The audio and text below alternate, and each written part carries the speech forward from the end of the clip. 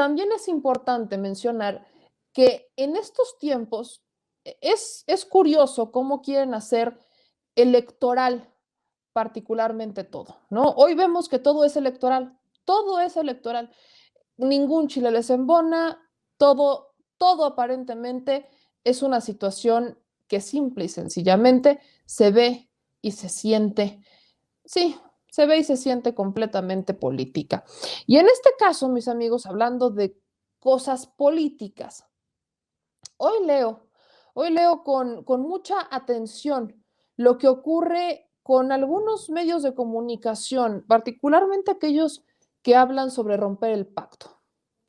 Yo no entiendo por qué no hay una, o no he visto hasta este momento que se rompa el pacto en contra de Andrés Ruemer. ¿Tú has visto, señor productor, que se rompa el pacto? No. La que rompió el pacto De hecho, fue es Montserrat Ortiz, una reportera. Montserrat Ortiz contó que conoció al cofundador de Ideas City, Andrés Ruemer, cuando ella era reportera de ADN 40 y le pidieron, junto con otra periodista, entrevistarlo para redactar una nota informativa sobre la ciudad de las ideas. En ese entonces ella tenía 23 años y leo lo que publica hoy Proceso, porque dice esta reportera, Montserrat Ortiz, hoy decidí romper el pacto. Yo también fui víctima de Ruemer. Somos muchas, somos todas. Esto sobre la denuncia anónima que presentó hace 2 años contra Andrés Ruemer y que ahora hace pública. Montserrat Ortiz es la quinta mujer que denuncia a Ruemer, quien de acuerdo con las denuncias actúa de la misma manera para violentar mujeres. En la carta de 3 fojas, Montserrat Ortiz contó que conoció al escritor y embajador de la buena voluntad para el libre flujo del conocimiento de la UNESCO, cofundador de Ideas City, miembro de la Universidad de Colombia, Andrés Ruemer, cuando era reportera de ADN 40 a los 23 años. En esta carta, leo, ese mismo día me envió una solicitud de amistad en Facebook. Cuando la acepté, me escribió enseguida para decirme que veía en mí mucho talento y tenía unos proyectos donde quizá yo podía colaborar. Cuando dijo eso me emocioné, no solo porque alguien como él me viera mi talento, sino porque la empresa me estaba pagando una mierda y pensé que quizás trabajando profesionalmente en su proyecto podría tener más ingresos. Le pidió Andrés Ruemer que se vean en persona para hablar del trabajo, porque Facebook era muy impersonal. Quedaron un sábado que él pasaría por ella a TV Azteca, pero al final le envió su chofer, quien la dejó en el interior de su casa en la colonia Roma. Contó que la pesadilla comenzó después de que su servidumbre la hizo pasar por la sala principal. Él se presentó y la llevó a una salita de proyección de películas, pues ahí tenía las reuniones importantes. Cito a Montserrat. Entonces comenzó la pesadilla.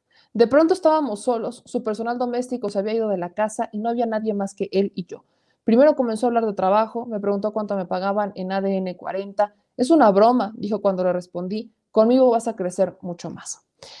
Luego, Romer me explicó que era un gran amigo del señor Ricardo Salinas Pliego, dueño de la empresa donde yo trabajaba y podía hacer que yo creciera mucho en el medio, pero si no cooperaba también podría hacer que me corrieran cuando él deseara. Además, me aseguró que era accionista y podía disponer de quien quisiera, porque esa empresa, en parte, también era suya. Después se empezó a masturbar y comenzó el abuso sexual. Ojo, cuando terminó, le puso enfrente unos 7,000 pesos en efectivo y varios dólares.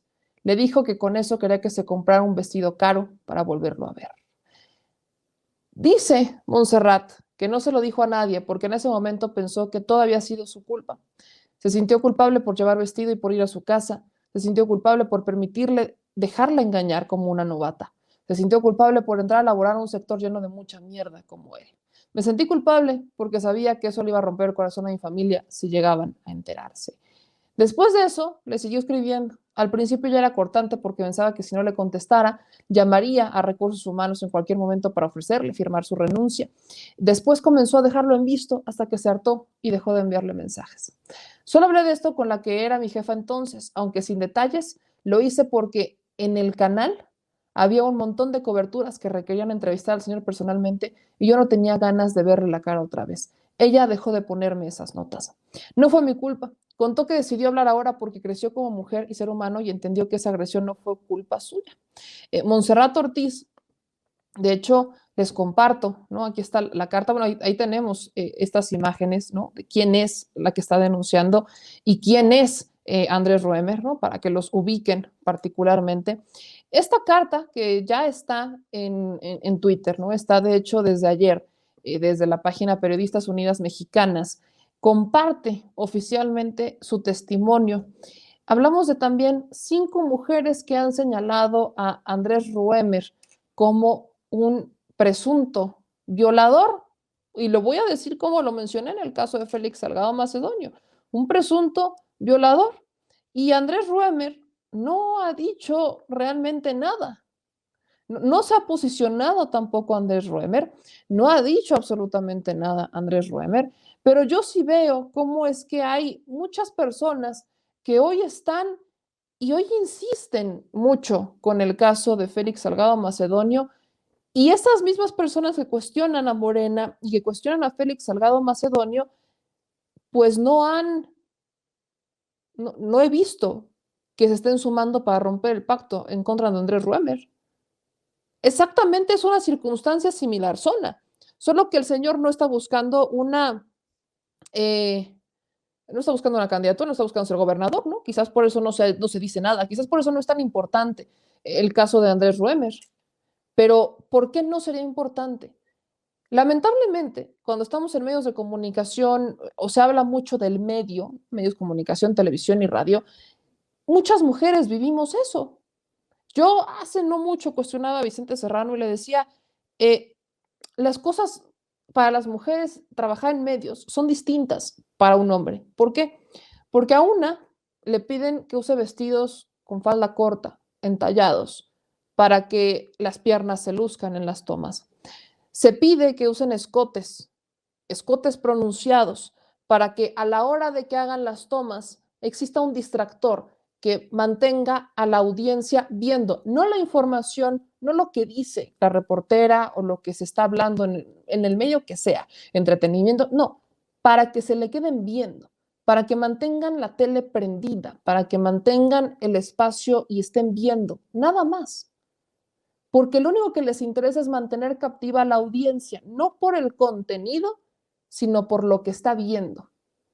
Y nos utilizan como si fuéramos pues un bistec y estuviéramos en un congelador. Y ahí está la carne, vela, y si te gusta, solo la puedes ver, ¿no? O llévatela. Eso es lo que pasa y no podemos hacernos tontos. En un mundo que ha estado dominado mucho tiempo por hombres, ver a una mujer que dice no, ver que una mujer se impone y que se niega, es una mujer que probablemente pierda su trabajo.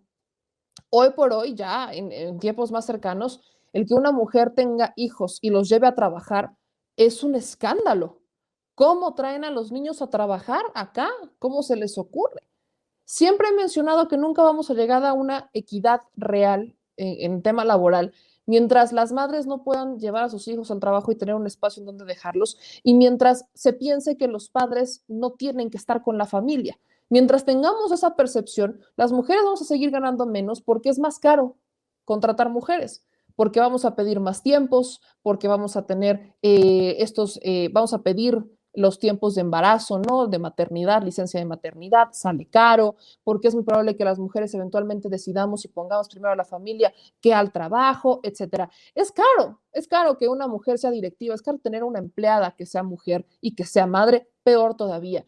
Y eso, si lo ponemos en contexto, se suma a la cantidad de adversidades a las que nos topamos las mujeres, que ojo, no son a las que se topan los hombres, porque yo hoy por hoy no sé cuántos hombres prácticamente les condicionan el trabajo, por qué tan abierta traen la camisa, o por qué tan entallado traen el pantalón del traje, o por qué tan apretado se ponen el cinturón. No sé a cuántos los condicionen por eso. Seamos honestos, no, nunca me he topado con el caso, jamás. Digo, el señor productor conoce el medio mucho más que yo, y no el de aquí, también el de Estados Unidos. Entonces, yo creo que no me he topado yo con un caso. ¿Tú te has topado con un caso así, de un hombre? No. Volvemos a la dinámica. Ese tipo de situaciones son más en mujeres. Y se ha normalizado tanto que hoy, yo insisto, no estoy viendo que alguien cuestione o que alguien quiera que se rompa el pacto en contra de Andrés Ruemer, de los que cuestionan a un Félix Salgado Macedonio, ojo, de los que cuestionan a un Félix Salgado Macedonio no he visto. Miren, aquí está los tweets, ¿no?, de Andrés Ruemer, y Andrés Ruemer está retuiteando contenido muy viejo, contenido muy viejo. Aquí están, por ejemplo, tweets, ¿no?, de Salinas Pliego del 7 de julio del 2020. Vean nada más. Ese es el feed de Andrés Ruemer. Andrés Ruemer no ha salido a decir nada, no se ha posicionado, pero eso sí, está compartiendo post sobre San Valentín, ¿no? Sobre rosas, muy educado propiamente. Luego, obviamente, publicitándonos las palabras de Andrés Ruemer durante la conferencia internacional y demás, pero no veo que se posicionen en contra de Andrés Ruemer. Este es el tuit de Periodistas Unidas Mexicanas, están viendo aquí en pantalla, donde está justamente la carta de la víctima. Y de hecho, aquí está la víctima retuiteando, ¿no? Retuiteando lo que está diciendo, le está dando esa veracidad de decir sí fui yo, ¿no? Sí fui yo. Y lamentablemente yo aquí, pues vamos a ver quiénes les han contestado. A Beni, le mando un saludo, a Benedicto Nabucodonosor. Dice aquí en tu narración, de hecho, te faltó comentar tus razones para aceptar estos más de 7,000 pesos que dices que te dio Ruemer después de su encuentro. Luego acá dice Javier Telles, nunca me menciona que los haya aceptado. Aquí empiezan a cuestionar a Ricardo Salinas Pliego, Andrés Ruemer, Rubén Darío, Nancy Almaraz, Luis Terexa, Gerard Milat, Lucía Weiner, Ervin Can López, Ariel V, Lau Villa, Ángeles Ronquillo, Sandra S. No sé si alguien acá hay quien esté cuestionando. Yo particularmente al que le mando un saludo amplísimos a Jorge Metey, le mando un saludo porque justo es el que primero reconoce esto, ¿no? Dice, felicidades por tu valentía que ayuda a tantas otras jóvenes que seguramente han sido víctimas de este deslizable sujeto, cárcel. Y eso es lo que se debería exigir, cárcel. Cárcel se debería exigir. ¿Y por qué no nos estamos sumando a este rompamos el pacto? ¿Por qué no somos parejos? Yo acabo de verlo, ¿no? Acabo de verlo. Y en este momento yo le doy RT, le doy el apoyo y por supuesto que hay que compartirlo, porque hay que romper ese pacto, porque hay que hablar, hay que eliminar esta impunidad. Se ha normalizado abismalmente este tipo de conductas y ahí están, ¿eh? Porque un caso así similar, ¿saben quién lo tiene? Mexicanos contra la corrupción y la impunidad. ¿Con quién? Con Darío, su director de comunicación. ¿Y qué hizo Mexicanos contra la corrupción y la impunidad? Decir que no podían hacer nada porque pidió disculpas Darío. Esa nota está en The Mexico News, por cierto, si la quieren retomar, ahí la tienen. En The Mexico News lo mencionamos. En The Mexico News hablamos sobre cómo este tipo de empresas, este tipo de medios corporativos, lamentablemente insisten en apuntar y señalar al del frente, pero no ponen el ejemplo. No lo ponen. Insisten en que sus corresponsales, sus reporteros lleven a la mañanera un cuestionamiento a un presidente que no es juez, que no es fiscal, que tampoco es presidente del partido. Solamente para que hable y como tiene poder y porque saben que le hacen caso, lo que pasa ahí, entonces el presidente resuelve y como todo mundo quiere quedar bien con el pueblo, le hace caso al presidente. Pero ¿en dónde queda el cuestionamiento real? ¿En dónde queda el cuestionamiento que se tiene? ¿En dónde queda el cuestionamiento en particular hacia los agresores? Y miren, tengo una denuncia anónima, ¿no? Es una denuncia anónima que, perdón que no la haya cubierto en su momento, pero es una denuncia anónima en este momento que voy justamente a retomarla. Es de un amigo que trabajó en Grupo Salinas y me dice que él sufrió de acoso sexual en Grupo Salinas, que metió una denuncia en el área de equidad de género. Lo despidieron por eso y le hicieron la vida de cuadritos durante 9 meses. Este tipo de cosas pasan en Grupo Salinas.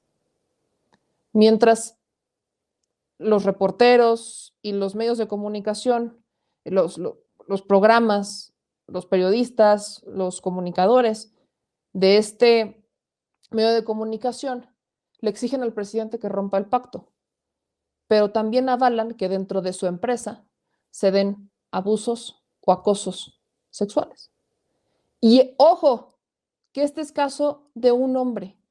El que me está denunciando esto, que por supuesto no voy a dar su nombre porque es un amigo y porque es víctima, y no voy a dar su nombre, pero es un hombre que trabajó en Grupo Salinas, denunció acoso sexual, metió una denuncia en el área de equidad de género, lo despidieron por eso, tras hacerle la vida de cuadritos por 9 meses, no aceptó que lo condicionaran para involucrarse con alguien para obtener beneficios y por eso empezó todo esto.